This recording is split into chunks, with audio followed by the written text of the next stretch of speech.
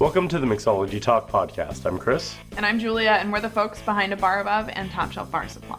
So I help run abarabove.com and help bars and restaurants improve their beverage programs.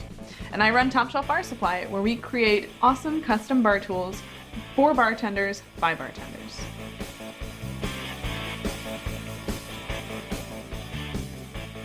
This is episode number 144, and this week we thought we would take a look at the year that just passed. It is January 2nd?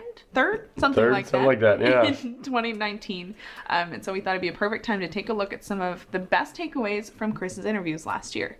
Yeah, I interviewed quite a few people, broad spectrum, but very excited. I learned a ton in 2018 just from these interviews, so we kind of wanted to recap and share some of that, of what we learned in 2018. Absolutely, and I know you haven't seen my face in a while. I haven't been on the podcast for many months because we had a baby. Yep. And he is sitting over there, judging us. You may hear him from time to time. You may hear him from time to time. We may have to pause from time to time. But I'm really excited to be back. I think we've got a really fun year ahead. I know that for Top Shelf Bar Supply in the coming months, we're launching several new products. I've got a set of weighted shakers coming out. To this point, we've only sold weighted, unweighted, which I know is your preferred combination. Yeah. But I also know a lot of bartenders prefer weighted. So that's coming. We have a Japanese jigger coming. We have a bell jigger coming.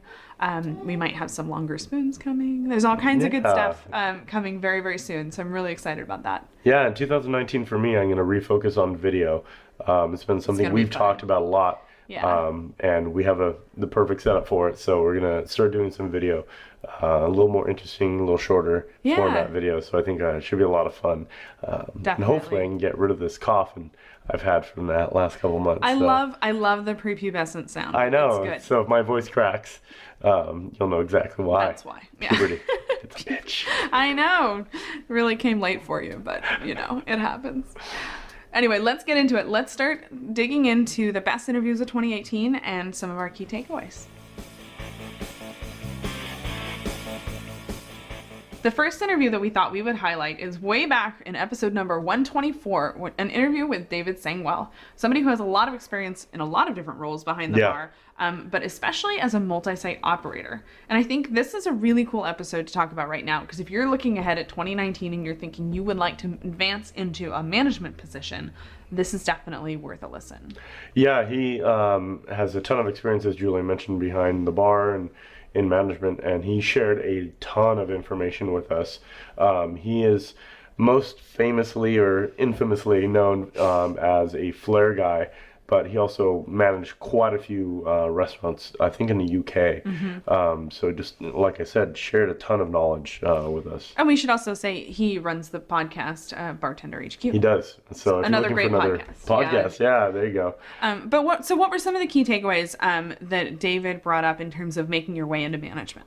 Well, I mean, we talked about a lot of things in there, like some of what you're going to need to know, how to run inventory spreadsheets and working with vendors and stuff. But the big takeaway for me was we talked about all the new skill sets you're going to need to develop for every new role that you kind of go into. So from bartender to lead bartender, what's that look like, and what are the skills that you need to develop personally to really succeed in those roles? So it was really fascinating.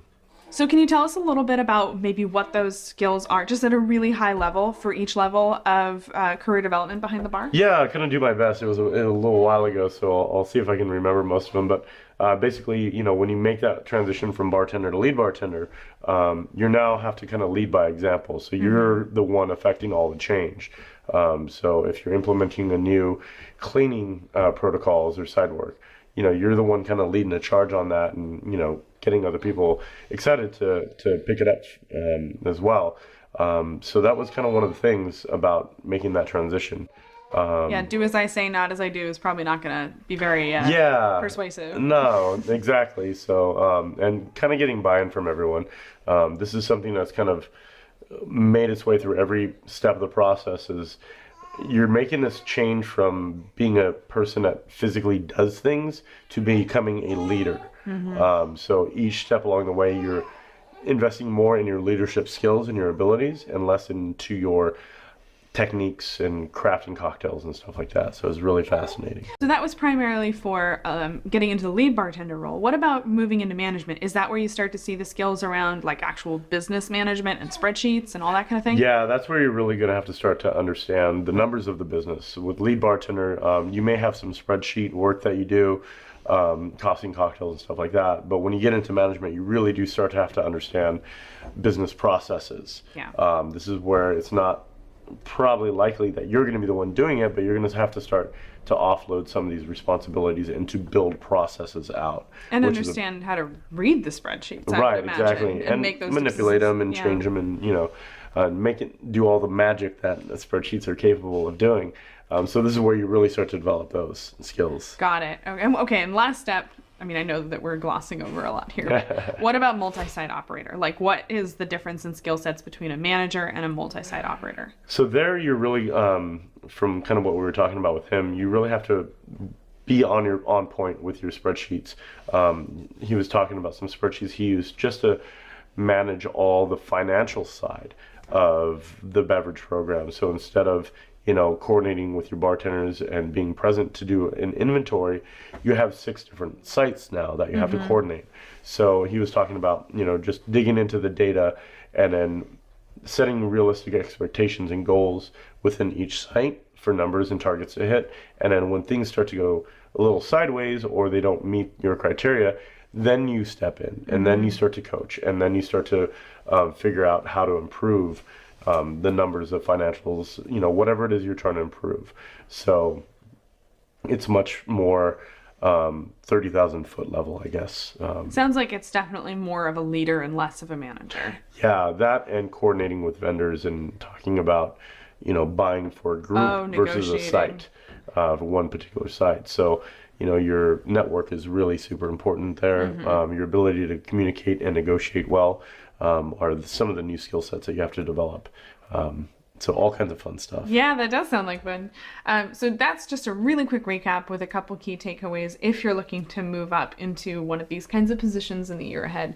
We definitely have a lot of other episodes that we did around management. If I remember correctly, those were also in 2018. So I'll include those in the show notes. If you want to go straight to this episode and listen to it, it's mixologytalk.com/124.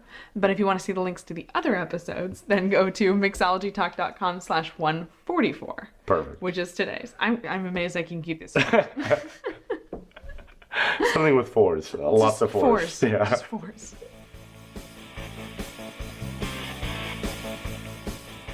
Next up was Chris's interview with Trevor Bernacchi from BevSpot. And I think this one I particularly like because I am a data person. And this one is all about inventory. Yeah, and as sexy and as amazing as that sounds, I know, calm down. Simmer down. This is another great topic for the new year if you wanted to start to learn more about the business side of running a bar. Inventory is one of those critical things that you just kind of have to do.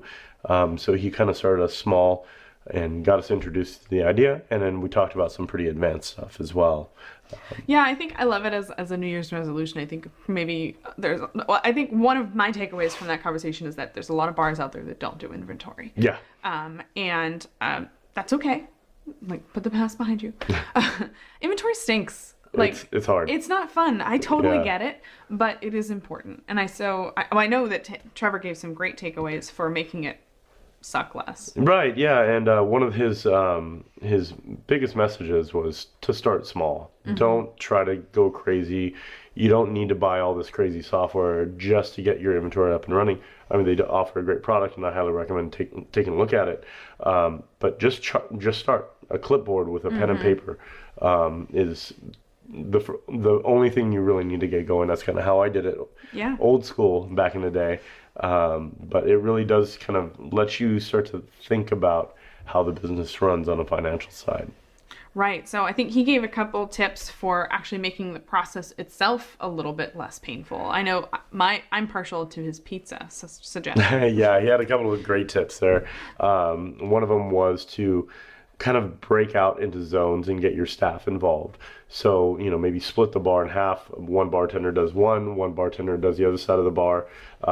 Same thing with liquor rooms, same thing with the beer If you have a sizable inventory, it just makes sense. And it turns a 10 to 12 hour inventory count into a 2 to 3 hour process, which is really great. Everybody has their own clipboard. Put the items in order of their location. So Yeah. instead of jumping around and looking for this item on your list, just go bam, bam, bam, bam, bam. Just go straight down your list Yep. as you go across the shelf or across the room. And it really just streamlines everything. So he offered quite a few tips. So definitely check out that episode as well. And order pizza. And order pizza.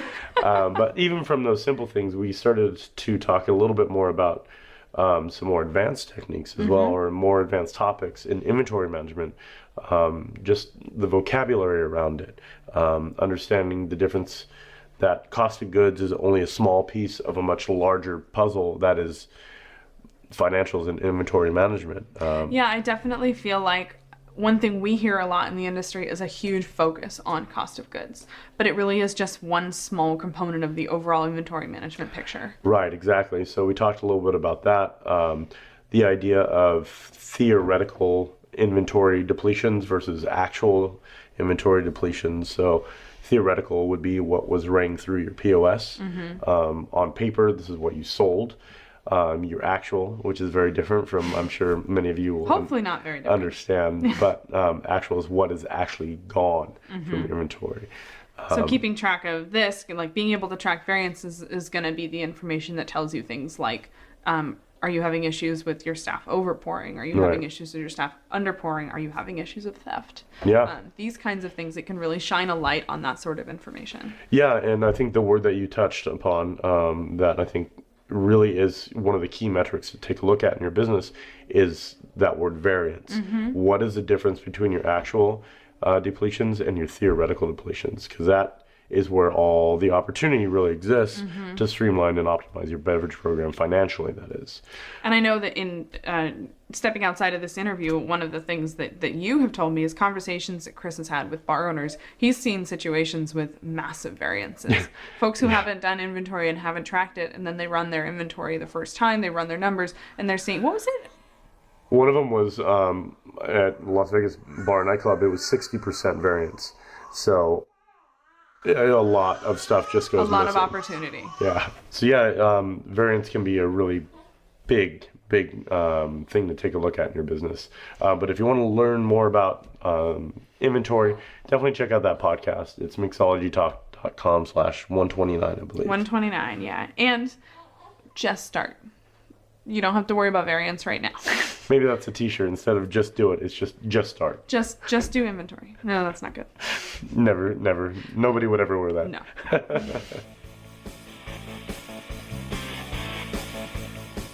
Episode number 137 was near and dear to my heart, especially because at the time I was still pregnant.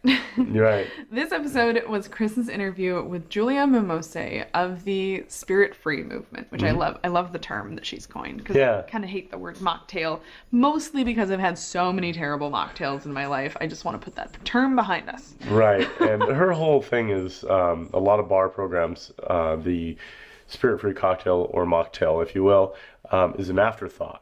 If somebody comes up to your bar and says, I'm not drinking, what do you have for me? It's like, I could throw a bunch of juices together or do a Shirley Temple, and there's not a lot of options. Ginger beer and mint. Right, exactly. That's about as good as it gets. So, her approach was very refreshing. It was very different, and takes those things into consideration and really elevates it to a craft bar level. Well, I think that's what I appreciated. To your point, it's not an afterthought. These spirit-free cocktails are, they've earned their place. They've earned their real estate on your cocktail menu in a couple of ways. First of all, it's extremely technique-driven. It is. You don't get to just lean on the fact that you've got booze in your drink to charge $14 anymore, and you've got to earn it. Yeah. You've got extremely interesting techniques, and frankly, techniques that are brand new to the world because it's completely different. Infusing without alcohol is a very different world. Yeah. And so you need to earn it in terms of technique. You need to earn it in terms of flavor. And I think that the consumer is getting there. Yeah. And she spoke a lot about that, the price point too, right? Yeah, she mentioned that. It's funny because I think She had worked for a place called Oriole, which is a 2 Michelin star restaurant in Chicago. Oh, wow. So it's like high end dining. And she said the pushback that she got was from people that would never buy it anyways, a spirit-free cocktail. So they couldn't understand the value of a drink without booze in it. But all the people that consumed it were very excited about the opportunity and the option for having that on the menu. I know. I was thrilled during my 2 pregnancies. Anytime we got somewhere, we went out to drink somewhere, and I had actual, real, honest to goodness, like mixology cocktails or spirit-free cocktails. I was thrilled, and I mean, I would throw my money at them because I never got to have anything special. Was it Aviary? Aviary was one of the best moments. A home for run. sure. Yeah. And she worked there. She was part of the beverage program at Aviary. And you can to see give you context. loud and clear her influence. Yeah, it was pretty amazing. Her bar in Chicago just opened. But some of the big takeaways from that interview was just how technique driven this was. One of the things that she mentioned is when she's building these flavor bases, she approaches it more like cooking and kind of soup making than actual like bartending. So she looks at other ingredients other than water to deliver flavor, whether it be verjus or a coconut milk or something like that, to add that body and that kind of another layer of flavor versus just water. Well, it makes a lot of sense because I think most people, when they start with cocktail creation, they start with the base spirit in mind. Right. And without that, you've got nothing to stand on if you're using that sort of traditional way to build drinks. So I think it makes sense to do something completely different. Yeah, and then when she was talking about the flavor process, she would start with the ingredients that would take the most temperature to extract and then work down.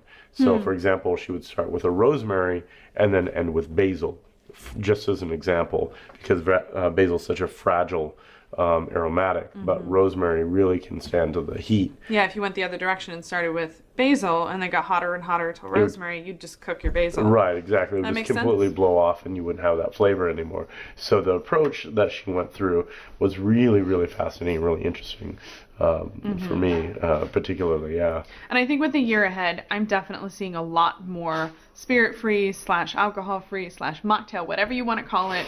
I'm seeing it everywhere. Yeah. Which is great. And if you are seeing that influence in your own market and you want to take advantage of that, I would say definitely listen to this episode. It's episode number 137. So mixologytalk.com/137. And I think there's just so much to learn from that episode in terms of techniques and also in terms of being able to vocalize to the customer the value. So if you get that pushback, Right. I remember she definitely speaks to like, what do you say? Right, exactly.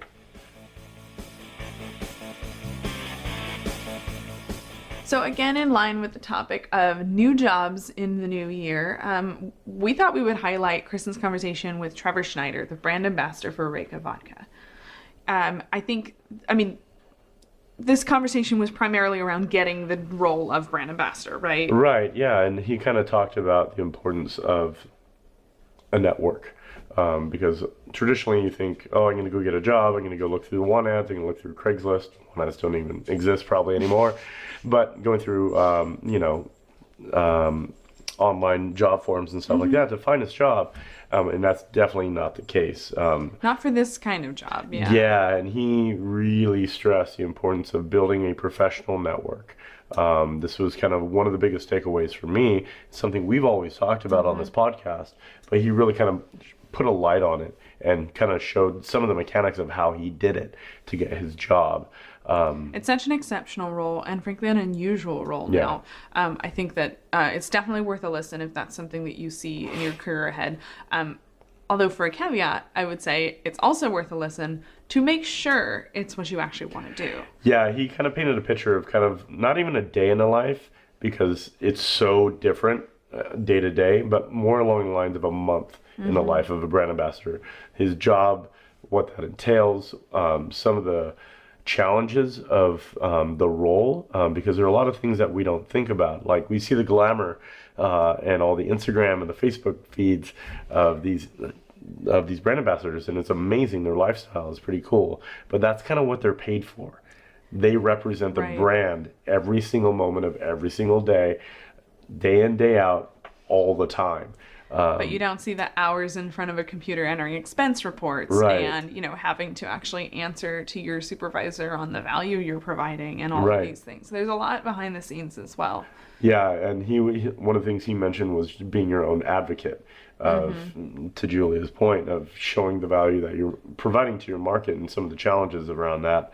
But if you're interested in attaining that role as a brand ambassador, that very coveted and very hard to find role as a brand ambassador, he kind of went through some of the things that you should be thinking about now to position yourself to make yourself a very good candidate when the opportunity arises. And I think Trevor is a great example of what I would call modern networking for bartenders. Yeah. I know that you guys didn't dig too deep into this in your interview, but just my own interactions with Trevor, my own sort of seeing him in his market and on social media, I think it's a great example of how you can really leverage social media to both build and support your network. And I know Right. we all live in this world now. It's no longer the world of limiting your interactions to face to face. There's so much that happens on social media, and I think he's a great example of that. So I would say if you're interested in becoming a brand ambassador, first of all, definitely listen to the episode, mixologytalk.com/125, and follow Trevor on social media. Yeah. If you go to that URL I just mentioned, there'll be a link in those show notes to his social media, and I think he's a fantastic example to follow. Yeah, and just kind of as a context, he was nominated as one of the for Tails last year for brand ambassador. So he's somebody that really embodies this role well and is recognized in the industry for being in that position. So, Absolutely. I highly recommend checking out that podcast.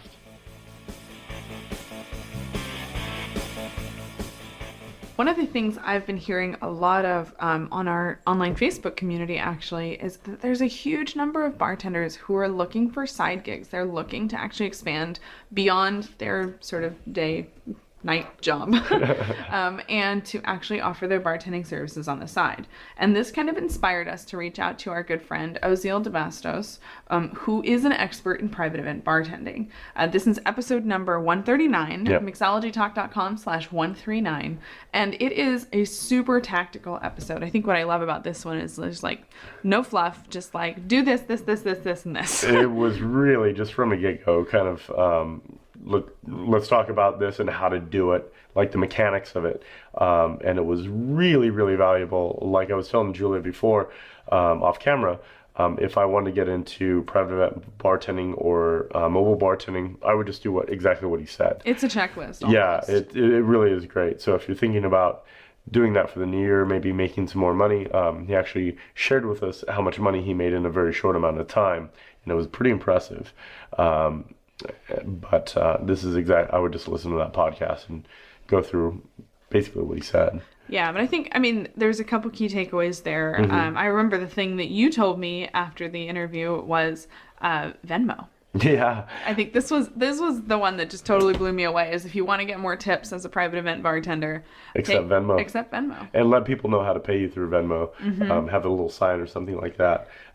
Because I don't know Right. about you, I don't tend bar anymore, so I don't have cash on me all the time. Right.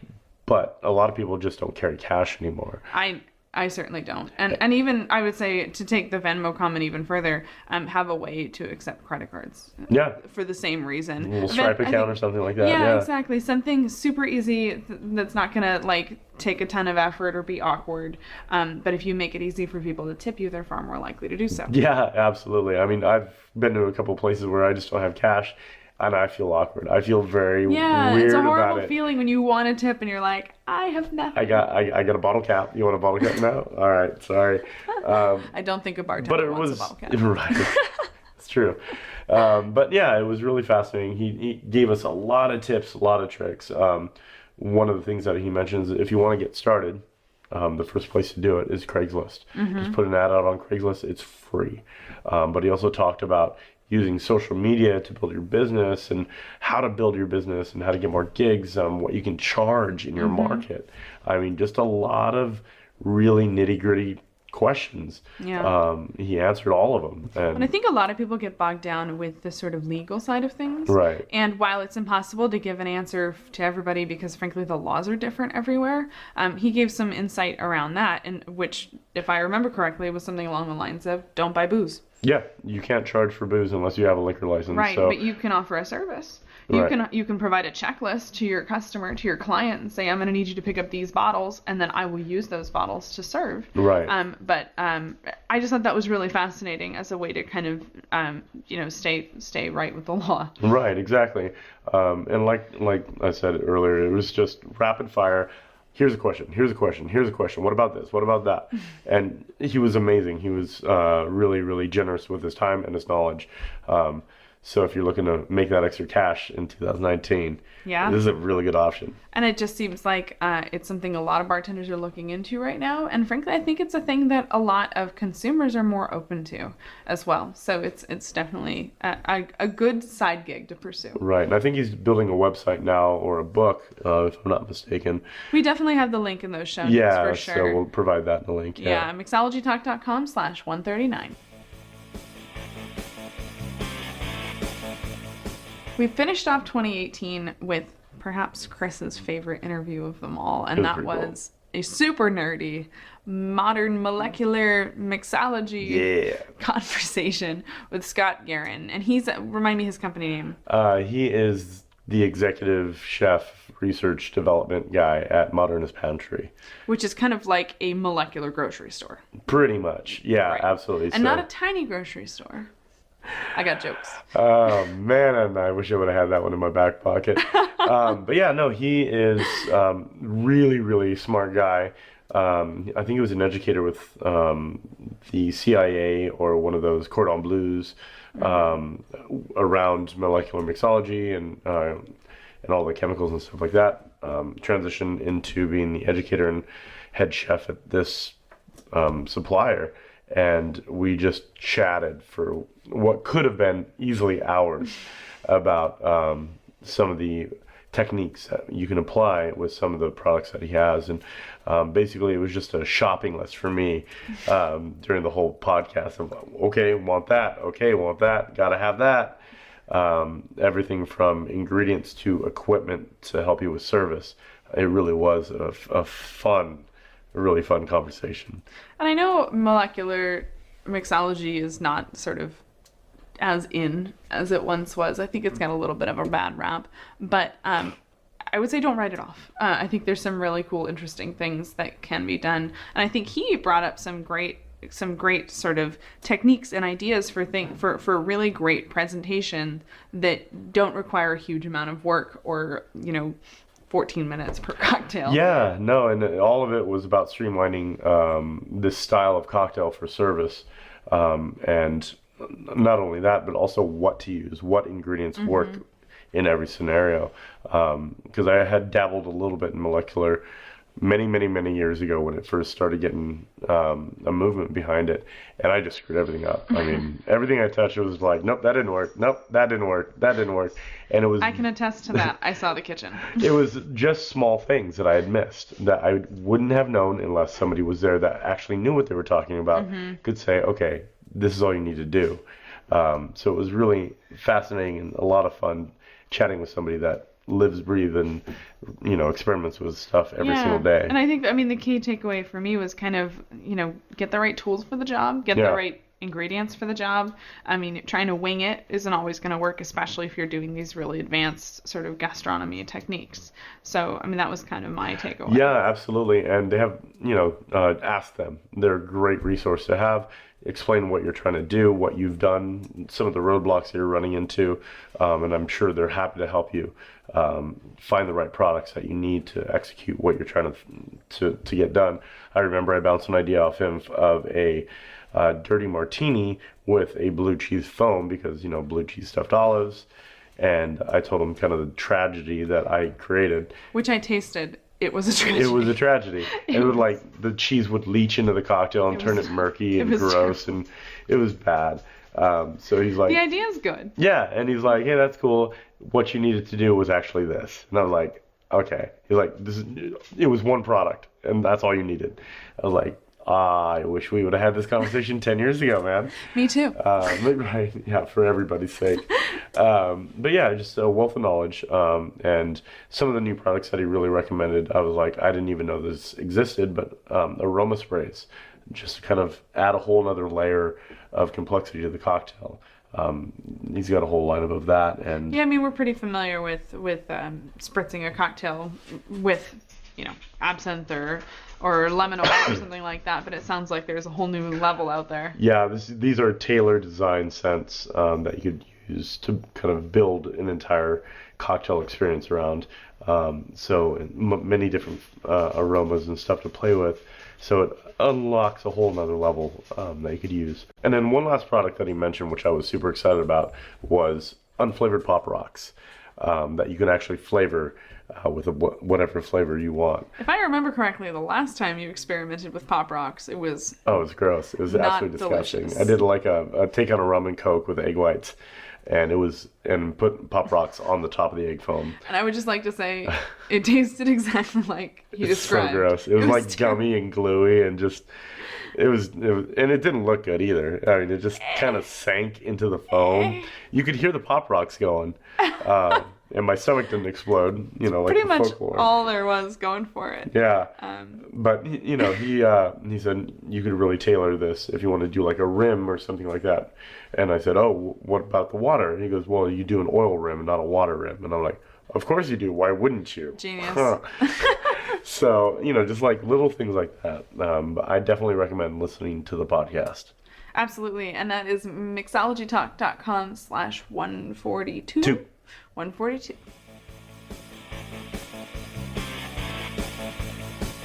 So that's our recap of the top moments from our 2018 podcast interviews. I hope you enjoyed this episode. I hope if you didn't have a chance to listen to those episodes that this gives a nice little summary. And I hope if you did listen to those episodes that this wasn't horrifically boring. Yeah, and we're on a new year and we have the whole theme going on here. So if you want to advance your career in 2019, some of these podcasts that we mentioned could potentially help you achieve those goals. So Definitely. check those out, and hopefully they give you just a little bit of advantage in your career path. Absolutely. And by the way, if you have questions for us, we are always welcome your listener questions. And I would love to hear the things that you would like us to cover. Are there Yeah. people that you'd like us to interview? Are there topics that you'd like us to cover? Are there jobs, positions that you'd like us to talk a little bit more about? Definitely let us know. You can email us directly at cheers@abarabove.com or cheers@mixologytalk.com. They actually both work. There you go. They both work. And by the way, we just realized that we've been using the wrong episode number for this Oops. entire episode. I blame the baby. Not a lot of sleeping happening here. Yeah. So while we may have said this is episode number 144 throughout this episode, it's actually number 143. So please do check out the show notes at mixologytalk.com/143.